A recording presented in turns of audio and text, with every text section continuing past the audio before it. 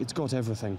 A developed industrial infrastructure that's only 2 hours from Mexico City, not to mention direct connections to the US. For foreigners, Queretaro is an attractive prospect. But for the local population, life can be far from easy. The region has one of the highest rates of abduction in the Western Hemisphere. It's a problem that the authorities have been accused of ignoring as they focus on protecting foreign investment, which makes up 55% of the state's economy. Nazaria Julian's 15-year-old daughter Eva disappeared after a series of threats from a gang.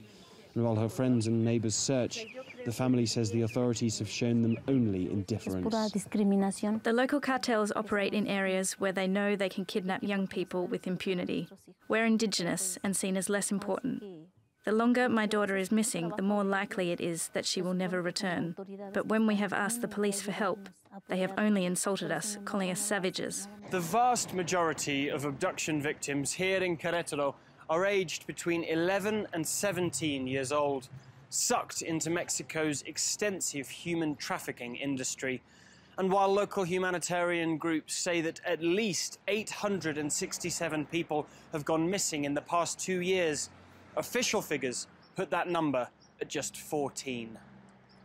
Aleida Quintana is the head of a pressure group that searches for kidnapped victims and puts pressure on the government to do more to help. The government is more focused on protecting its economic interests than its marginalized communities.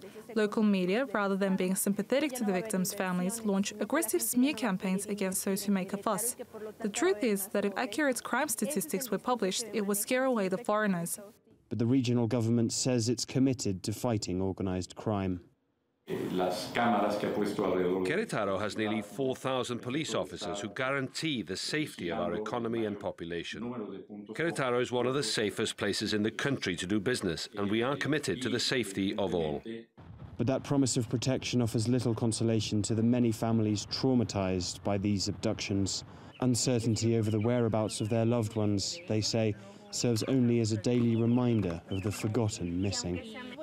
Alasdair Baverstock, TRT World, Queretaro.